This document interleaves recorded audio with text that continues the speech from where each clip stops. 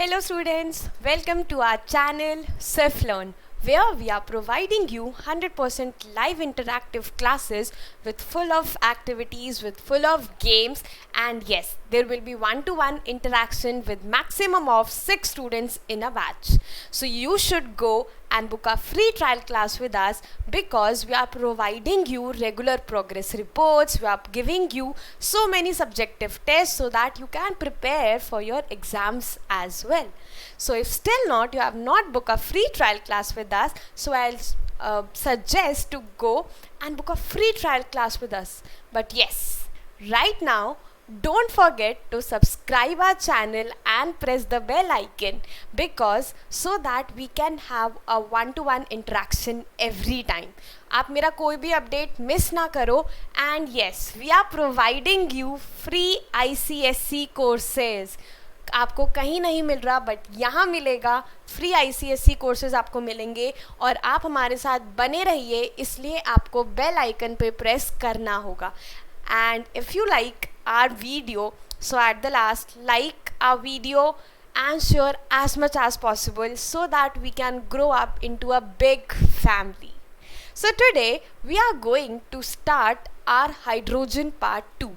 So for my students who are viewing this but they don't know when actually hydrogen part 1 came, so I want to tell them that right now, from now onwards, we will be meeting twice.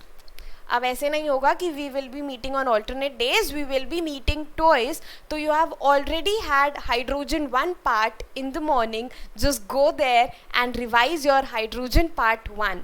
अब आपको और ज़्यादा wait नहीं करना पड़ेगा मिलने के लिए. अब हम हर बारी मिलेंगे और हम हाइड्रोजन पार्ट 1 ऑलरेडी कंप्लीट कर चुके हैं. आप जाकर वो लिंक पर हाइड्रोजन पार्ट 1 देख सकते हो ताकि आज का सेशन आपको और अच्छे से समझ आ सके.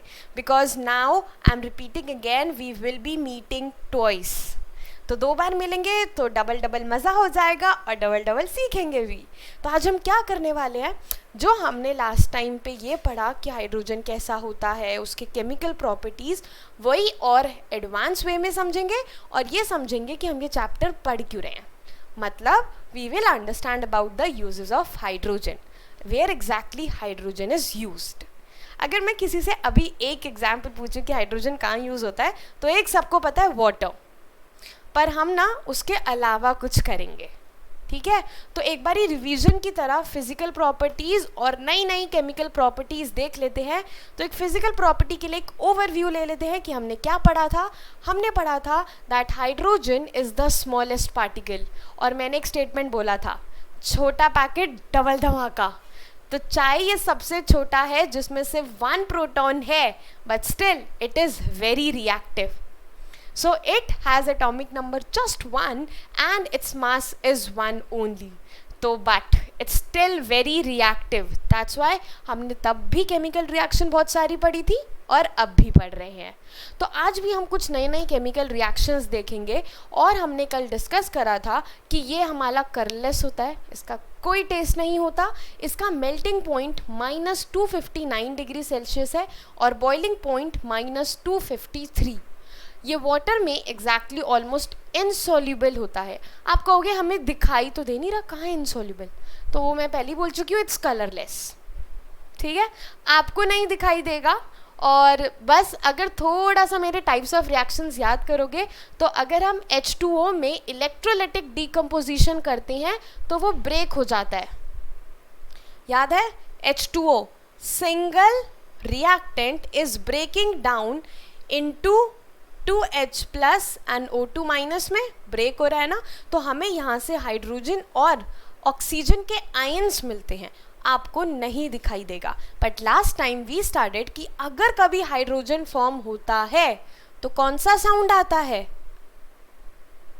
कौन सा, पॉप साउंड सा साउंड आएगा और उससे हमें पता चल जाएगा कि ये क्या है.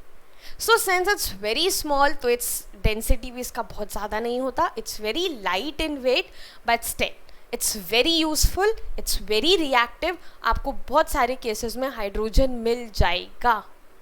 Right now we are doing one activity. Activity में क्या कर रहे हैं आप देख सकते हो, यहाँ पे 2 टेस्ट ट्यूब्स हैं, एक टेस्ट ट्यूब ए और एक टेस्ट ट्यूब बी। आप इसमें क्या करते हो, आप दोनों टेस्ट ट्यूब्स को ऐसे अपसाइड डाउन पे लगा देते हो। यहाँ पे आपका हाइड्रोजन है, हाइड्रोजन व्हाट इज हैपनिंग, ये आपका ऊपर की तरफ मूव कर रहा है। दैट मीन्स जो आपका एयर में ऑलरेडी प्रेजेंट है उसमें आपका ये ऑक्सीजन के साथ मिक्स करेगा तो बनाएगा क्या, H2O। आपको पता है आपके एटमॉस्फेयर में there are lot of water droplets present and all that, so वो आपका कैसे बन रहा है, जो आपका हाइड्रोजन गैस है that is mixing with oxygen to give you 2H2O, right. क्योंकि इस बार 2 चीज़ें बनकर एक नई चीज़ बना रही हैं और तो इसमें आपका जो हीट होगा ना वो निकलेगा। तो जब हमारा हीट निकलता है एग्जिट, तो एग्जिट वाले को हम क्या कहते हैं, एक्सोथर्मिक। जब एग्जिट हो जाता है, जब बाहर निकल जाता है, that is exothermic. Is that clear, right. तो जब हम वाटर को फॉर्म करते हैं, बेसिकली हमें पता है कि हम कोई वाटर फॉर्म नहीं करने वाले हैं, this is some chemical terms जो आपके केमिकल इंडस्ट्रीज में होता है to give out new reactions. आप जनरली आपको एक वही चीज़ पता है कि एक वाटर कैसे होता है, एक सर्कल चलता रहता है वाटर साइकिल का, तो सही भी बात है, पर that is something in chemical reactions जो हम इंडस्ट्रीज में करते हैं to carry out some reactions to make different products जो आज हम यूज़ कर रहे हैं। तो it can react with oxygen to give water. So mixture of hydrogen and oxygen if it's heated, अगर आप उस पर वहाँ पर आग सी लगा दो तो एक पॉप साउंड आती है, वही होता है आपका हाइड्रोजन बताने का तरीका। तो hydrogen Burns but with a pop sound, right. तो आपने क्या करा, जब आपने इसको बनाया वाटर बना, जब आपने वाटर को बर्न करा वो फिर से आपका हाइड्रोजन निकल गया। हाइड्रोजन निकल गया तो वो उड़ जाएगा, उड़ने से पहले कैसे पता चलेगा कि कुछ था, माचिस की तिल्ली, पॉप साउंड हो जाएगा, right. So this will clear कि आपका पॉप साउंड, आपका हाइड्रोजन कैसे बर्न होता है। सो हाइड्रोजन गैस यहाँ पर आपका क्या होता है, यहाँ पर आप एक एक्टिविटी कर रहे हो, यहाँ पर आपका ऑलरेडी कैल्शियम क्लोराइड रखा हुआ है। कैल्शियम क्लोराइड का दोबारा से हम फॉर्मूला याद कर लेते हैं, तो यही सीख लेते हैं ना कि बन कैसे रहा है, कैल्शियम और क्लोराइड। कैल्शियम का वैलेंसी क्या होता है और इसका 1, क्रॉस मल्टीप्लाई क्या बन गया, CaCl2। तो यहाँ पर जो चीज़ें ये भरी हुई सी रखी हैं वो क्या है, CaCl2। जब ये ऐसे आपका बर्न होगा तो यहाँ पर ये आपका फ्लेम चल रहा है जो आपका एक ब्लू फ्लेम देगा, राइट। तो इससे क्या होगा, यहाँ पर जो आप हाइड्रोजन पास करते हो, ये हाइड्रोजन आफ्टर पासिंग थोड़ा सा सूख जाएगा। वो ड्राई हाइड्रोजन आपके ग्लास ट्यूब के टिप पर बर्न होगा, तो वहाँ पर जो आपको फ्लेम दिखाई देगी रिगार्डिंग विद ऑक्सीजन और हाइड्रोजन, वो दूसरों के साथ रिएक्ट करेगी और आपका जो लास्ट में वॉच ग्लास में जो प्रोडक्ट आएगा that will be a colourless liquid. जब आप उसको देखोगे तो आपको पता चलेगा कि वो कुछ नहीं है, बस पानी है। तो बेसिकली क्या हुआ, हाइड्रोजन जब उसके साथ रिएक्ट करा तो बाद में रिएक्शन और ऑक्सीजन के हेल्प से वो क्या बन गया, वाटर। इसका मतलब hydrogen is reacting with oxygen to give water. But हम एक चीज़ पढ़ चुके हैं और हम देख भी चुके हैं, अगर मैं किसी पेपर को जला दूं, राइट, तो हम पेपर या वुड हम उसको लेते हैं कार्बन, ठीक है। तो अगर C+O2 करूं तो वो पूरा का पूरा बर्न हो जाता है, completely converted into ashes. So मैं बोलती हूँ कि carbon is a combustible substance that is burning in the presence of oxygen, right. But hydrogen क्या होता है, hydrogen is also burning with oxygen but it is forming water. Am I clear? देखो दोनों चीज़ों में फ़र्क है। कैसे? सपोज करो आप सबने एक एक्टिविटी करा होगा, मैं एक कैंडल रख दूँ, ये कैंडल आराम से जलता रहेगा इस कंटेनर में, कोई इशू नहीं है, पंखा वंखा सब बंद है, राइट, जलता रहेगा, कोई इशू नहीं है, सब ठीक चल रहा है। पर अगर इसी को मैं कवर कर दूँ तो कितनी देर चलेगा? Max to max 3 to 4 seconds, उसके बाद ये ऑटोमेटिकली बुझ जाएगा। So what we are saying is oxygen is supporting combustion, मतलब बर्निंग, पर जब आपने हाइड्रोजन के प्रेजेंस में बर्न करा तो वो क्या हो रहा था, वो बर्निंग को सपोर्ट नहीं कर रहा था। वो खुद तो बर्न हो रहा है पर बर्निंग सपोर्ट नहीं कर रहा। क्लियर? तो hydrogen is not supporting burning but hydrogen is combustible, वो खुद बर्न हो रहा है तो it does not support combustion जैसे ऑक्सीजन सपोर्ट करता है। Is that clear? राइट? ये जो अभी हम पढ़ रहे हैं ना, they are some chemical reactions. Chemical reactions कैसे होते हैं एक बारी दोबारा रिवाइज कर लेते हैं।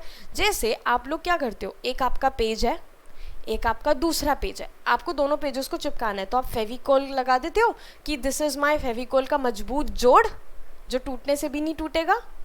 राइट? ऐसे ही दिखाते हैं ना ऐड में कि नहीं टूटा।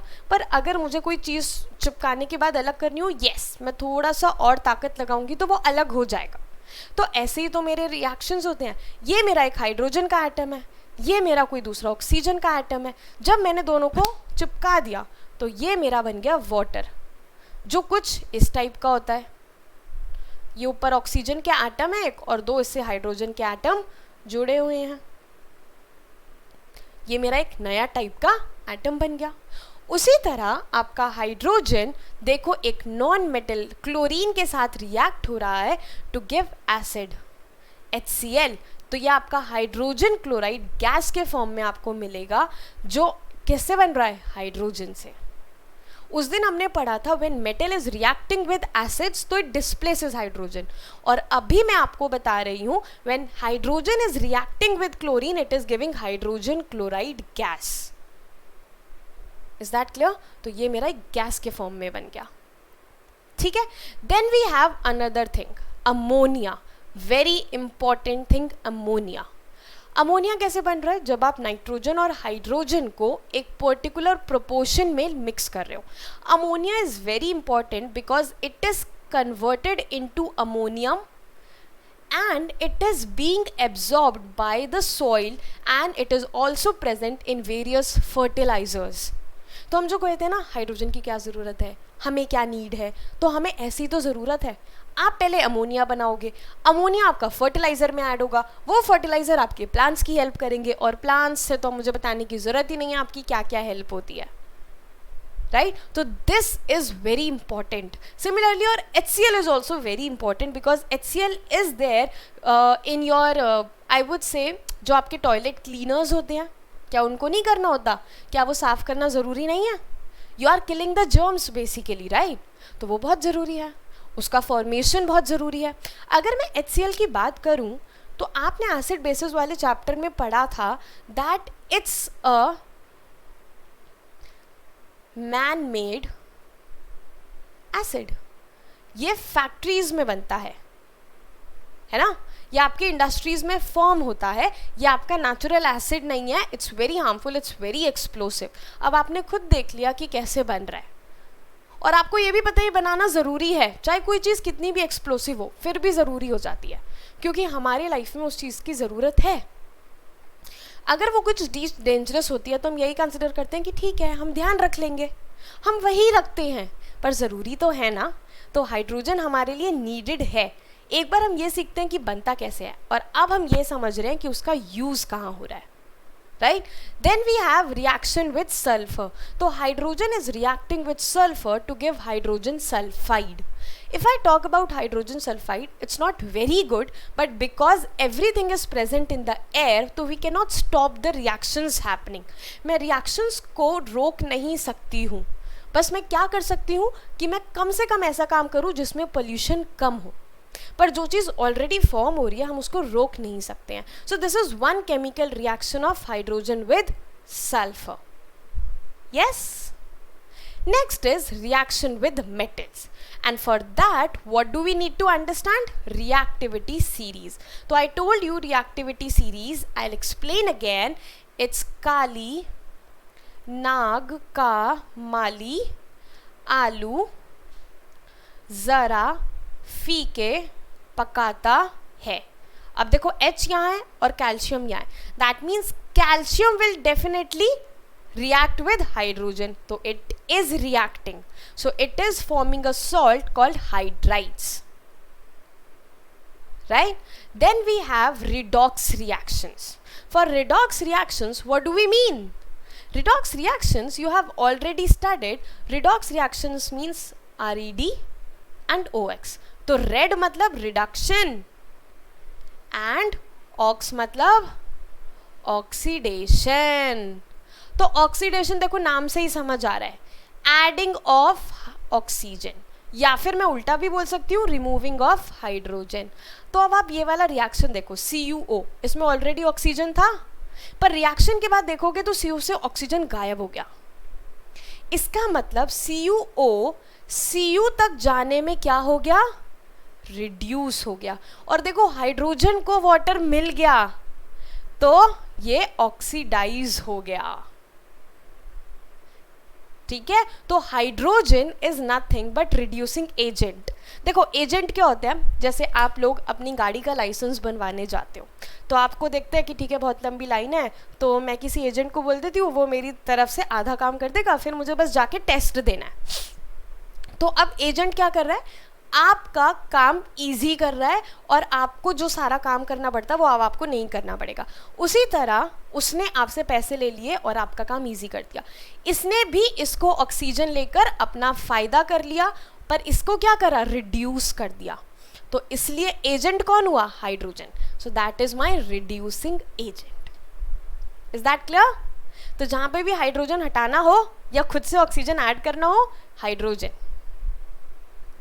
ठीक है, राइट. अब एक बहुत इंपॉर्टेंट चीज़ देखते हैं, इसके लिए थोड़ा सा SST समझते हैं. ऐसे भागनो मत, डरो मत कि हमें SST अच्छा नहीं लगता, बहुत थोड़ा सा बता रही हूँ. आपने अर्थ में पढ़ा है ना, क्रस्ट, मैंटल एंड कोर. आपको ये भी पता है कि क्रस्ट से हमें बहुत सारे मेटल्स मिलते हैं. पर एक बात सोचने वाली बात, जो हमें यहाँ पर मेटल्स मिल रहे हैं, क्या वो प्योर फॉर्म में मिल रहे हैं? नहीं, वो हमें प्योर फॉर्म में नहीं मिल रहे हैं. वो किस फॉर्म में मिलते हैं, ऑक्साइड्स की फॉर्म में. उन ऑक्साइड में से वो मेटल हटाना मतलब हाइड्रोजन को ही यूज करना पड़ेगा, क्योंकि अभी अभी हमने पढ़ा hydrogen is a reducing agent. तो अब क्या होगा, हम उस मेटल को ले सकते हैं. जैसे आप Fe2O3 लेते हो, ठीक है, उस फॉर्म में मिल रहा है, उसमें से Fe लेने के लिए हाइड्रोजन को ऐड करना पड़ेगा ना, राइट. तो यही आपका ये पूरा एक्सपेरिमेंट बताता है कि यहाँ पर ये आपका लेड ऑक्साइड रखा है, आप इसको हीट कर रहे हो और इसमें से हाइड्रोजन पास कर रहे हो, तो हाइड्रोजन ऑक्सीजन के साथ हो जाएगा रिएक्ट. हाइड्रोजन हुआ, ये आपको फ्लेम से पता चल गया, and what you have, a pure metal. तो आपको लेड मिल जाएगा. तो आपने क्या करा, लेड को क्लियर कर दिया, साफ कर दिया, उससे ऑक्साइड हटा दिया, क्योंकि आपको डेफिनेटली वो प्योर फॉर्म में चाहिए था. तो आपको कुछ रिड्यूस करने के लिए चाहिए था, वो रिड्यूस कौन करेगा, हाइड्रोजन. ठीक है, कैसे रिड्यूस करा, जैसे लेड ऑक्साइड PbO. अब हाइड्रोजन क्योंकि ऊपर आता है सीरीज में, तो हाइड्रोजन इसकी जगह ले लेगा, वो बन जाएगा H2O. तो बच क्या गया, Pb, लेड. मिल गया ना, साफ होकर मिल गया. मुझे क्रश से ऐसा नहीं मिलता, करना पड़ता है. ठीक है, जो हमने ये अमोनिया बनाना सीखा था, इसको हमें एक पर्टिकुलर टेम्परेचर और प्रेशर पे करना पड़ता है. तो बिकॉज ऑफ द साइंटिस्ट इसका नाम होता है Haber's process. And yes, it is also my catalytic reaction, because इसमें आयरन यूज होता है. This is my catalytic reaction. ठीक है, क्योंकि वो इसका स्पीड इंक्रीज कर देता है. तो आपको कोई बोलेगा हेबर्स प्रोसेस क्या है, तो ये है. कहीं कहीं hydrogen as a reducing agent हमें घर में भी हेल्प करता है, बिकॉज जो वेजिटेबल ऑयल्स होते हैं, ये पाम ऑयल्स होते हैं, they all are treated with hydrogen, ताकि वो कभी भी ऐसे ख़राब ना हो. राइट, जो आप वेजिटेबल्स को और इन सब को स्टोर करके रखते हो, इसमें तेल होता है, इन सब में ये चीज़ें रखी जाती हैं ताकि वो चीज़ें खराब ना हो. The third use is it is used in the manufacture of organic compounds. Organic का मतलब होता है that is present in the body. तो हमारी बॉडी में या हमारी बॉडी से रिलेटेड जो हमें हार्म ना करे, उसमें जो चीज़ें यूज़ होती हैं, कार्बन सबसे इम्पॉर्टेंट होता है, पर कार्बन के साथ हाइड्रोजन भी मिलेगा. तो ये बन जाता है CH3OH, ठीक। तो दैट इज हैपनिंग, इनको हम बोलते हैं formation of organic compounds. And next I have already told you that it is used as a fuel in rockets। तो लास्ट टाइम हमने डिस्कस करा था, और वैसे भी हमारे यहाँ पे जितने भी रॉकेट्स होते हैं उसमें हाइड्रोजन को फ्यूल की तरह यूज़ करा जाता है, so that less and less pollution should be there. तो now today because of its less pollution we are using oxy hydrogen flame, ताकि हम चीज़ों को मेल्ट कर सकें, वेल्ड कर सकें। जो आप ऐसे देखते हो ना, ऐसे आँखों पे लगाकर ऐसे वेल्ड होता है। मेन मोटिव है कि हम कितना अच्छा कर सकते हैं। वो अच्छा कब पता चलेगा? जब हम उसी चीज़ की प्रॉपर्टी देखेंगे। तो ऐसे प्रॉपर्टी समझेंगे तो साइंस उसको आगे यूज़ करता है। तो अब तो आपको खुद भी पता है कि जो हम ये चीज़ें यूज़ करते हैं वहाँ सब हमारा हाइड्रोजन कैसे यूज़ हो रहा है। तो बेसिकली अब हमने पूरे हाइड्रोजन में क्या पढ़ा? That most of the things are reacting with hydrogen. It can be obtained by metals with alkalis, metals with water and acids, and it has various chemical reactions with the metals. It has various uses for obtaining pure metals, for making ammonia, for making acid, clearing of oxides, etc. So basically थोड़ा सा revise कर लेते हैं। Hydrogen dash, अच्छा हल्का है या भारी है? क्या है? Hydrogen is dash than air,